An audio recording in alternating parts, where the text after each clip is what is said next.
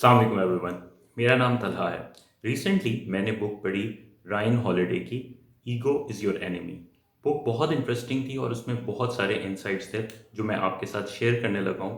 और ये इंसाइट्स जो हैं आपको बड़ा अच्छा पर्सपेक्टिव देते हैं about your inner feelings and your ego, how the ego operates with in you. So Ryan का बड़ा ही सक्सेसफुल करियर था। रायन 21 ईयर्स ऑफ एज में अमेरिका की एक बहुत बड़ी कंपनी में डायरेक्टर ऑफ मार्केटिंग लग गए।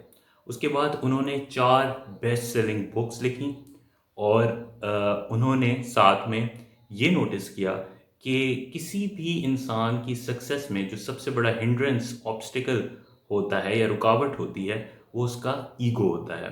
क्योंकि रायन के ख्याल में ईगो जो है एक बहुत बड़ा थ्रेट है to our long term success. और ईगो को वो डिफाइन इस तरह करते हैं कि ये एक अनहेल्दी बिलीफ है इन अपनी इंपॉर्टेंस के बारे में कि आप बहुत इंपॉर्टेंट हैं। सो ये अनहेल्दी बिलीफ कॉन्शियसली या अनकॉन्शियसली हमारे अंदर दाखिल हो जाता है और हमारे लिए बहुत सारे मसाइल का बायस बनता है। सो राइन के ख्याल में 3 ऐसी चीज़ें हैं ईगो की जो हमारे खिलाफ काम करती हैं। 3 ऐसे सिनेरियोज कह लें कि वो जो हमारे खिलाफ काम करते हैं।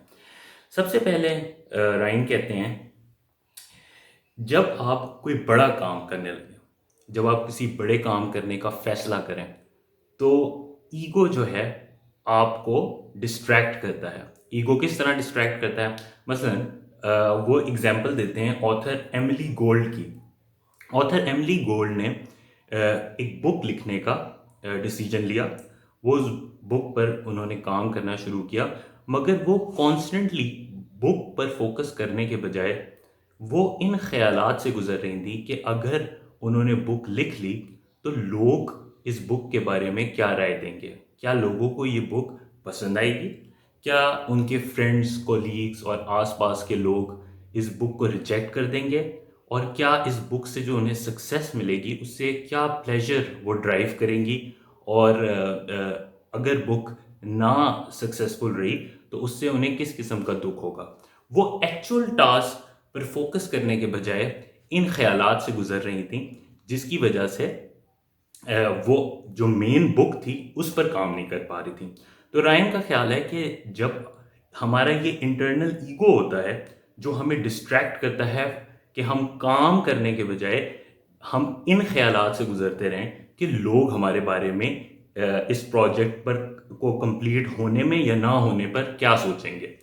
दूसरा जो राइन का ख्याल है कि ईगो हमारी ज़िंदगी में किस तरह आता है, वो इस तरह आता है कि कभी कभी लाइफ में हम बहुत सारी सक्सेस से गुजरते हैं। मसलन हमारा बिजनेस जो है वो सक्सेसफुल हो जाता है, जॉब में हम एक बहुत सक्सेस हासिल कर लेते हैं, यूनिवर्सिटी में हम बहुत अच्छा पढ़ के गोल्ड मेडल या एनीथिंग वी गेट दैट। सो हमारा अपने बारे में जो बिलीफ होता है वो बहुत ज़रूरत से ज़्यादा हम कॉन्फिडेंट हो जाते हैं और हमें लगता है कि हम जो भी काम करेंगे उसमें हमें कामयाबी हासिल होगी और हम जो है अपनी स्किल्स की बाउंड्रीज से बाहर निकलकर गलत डिसीजंस लेना शुरू कर देते हैं। रायन एग्जाम्पल देते हैं इसमें हार्वर्ड ह्यूग्स की। हार्वर्ड ह्यूग्स ने 18 ईयर्स ऑफ एज में अपनी फैमिली का जो ऑयल बिजनेस था वो अपने फैमिली मेंबर्स से ख़रीद लिया और कुछ मिलियंस का बिजनेस बिलियंस में कन्वर्ट कर दिया। He had an inflated sense of ego. Now with the inflated sense of ego उन्हें लगा कि वो जो भी काम करेंगे, जो भी बिजनेस करेंगे उसमें कामयाब हो जाएंगे। उन्होंने उसके बाद जो है फिल्म फिल्म मेकिंग में और स्टॉक ट्रेडिंग में काम किया, मगर वो बुरी तरह से नाकाम हो गया। रायन जो है वो हॉवर्ड की स्टोरी बताते हैं कि अल्टीमेटली कितना बड़ा वो फेलियर बने सिर्फ उस इन्फ्लेटेड सेंस ऑफ ईगो जो ये उनसे कह रहा था कि वो जो भी काम करेंगे, क्योंकि उन्हें बचपन में सक्सेस मिल गई तो नाउ अब वो जो भी काम करेंगे वो उसमें सक्सेसफुल हो जाएंगे। तीसरी तीसरी और फाइनल तरीका जो ईगो हमारी लाइफ में शो अप होता है वो तब होता है जब हम काफ़ी कामयाबी हासिल कर लें और हमें कोई फेलियर का या सेटबैक का सामना करना पड़े, तो हम उस सेटबैक को एक्सेप्ट नहीं कर पाते और हम रैशनल डिसीजंस नहीं ले पाते। रायन इसमें एग्जाम्पल देते हैं डॉव चार्नी की, जो एक बहुत बड़े बिजनेस के मालिक थे, लेकिन कुछ अरसे बाद उनकी कंपनी जिसके वो सीईओ थे, $300 मिलियन का लॉस किया और कंपनी के बोर्ड ऑफ डायरेक्टर्स ने ये मुनासिब समझा कि जो चार्नी हैं उनसे स्टेप डाउन करने का कहा जाए और उन्हें as a creative director company के साथ हैवी सैलरी पे रखा जाए कि वो बिजनेस में अपना इनपुट भी देते रहें और मेन मैनेजमेंट से अलग भी हो जाए। ये कॉमन प्रैक्टिस है, होता है बिजनेसेस में। मगर यहाँ पे चार्नी ने अपने इन्फ्लेटेड ईगो की वजह से एक रैशनल डिसीजन लेने के बजाय एक ये बेवकूफ़ी की कि उन्होंने कंपनी को सू कर दिया और अपनी कंपनी जिस पर उन्होंने इतनी मेहनत की थी उसको बैंकरप्सी तक ले गए।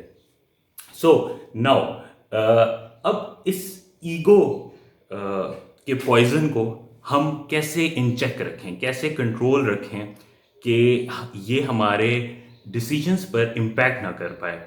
तो इस पर वो बात करते हैं रायन कि एक फॉर्मूला बताते हैं जो कि फ्रैंक शैमरॉक, जो एक बड़े मशहूर यूएफसी फाइटर हैं, उन्होंने दिया। फॉर्मूला बड़ा सिंपल है। फॉर्मूला स्टार्ट होता है equal, plus and minus. Now what is equal? Equal ये है कि जब भी आप किसी भी स्किल में, किसी भी कंपटीशन में, किसी भी बिजनेस में, किसी भी जॉब में compete करना चाहें तो सबसे पहले आप अपने इक्वल बंदे से compete करें और उससे आगे निकलने की कोशिश करें। अगर आप आगे उससे निकल गए हैं, नाउ अब आप मजीद अगर उसके साथ कंपटीशन में आएंगे तो आपका ईगो इन्फ्लेट हो जाएगा। Now you have to move to the second step. The second step is the plus step. The plus step is कि आप ऐसे बंदे को देखें जो आपसे ज़्यादा स्किलफुल हो और आप उसके स्किल सेट तक पहुंचने की कोशिश करें। आपको ये बात रियलाइज करने की ज़रूरत है कि there is always a person smarter than you.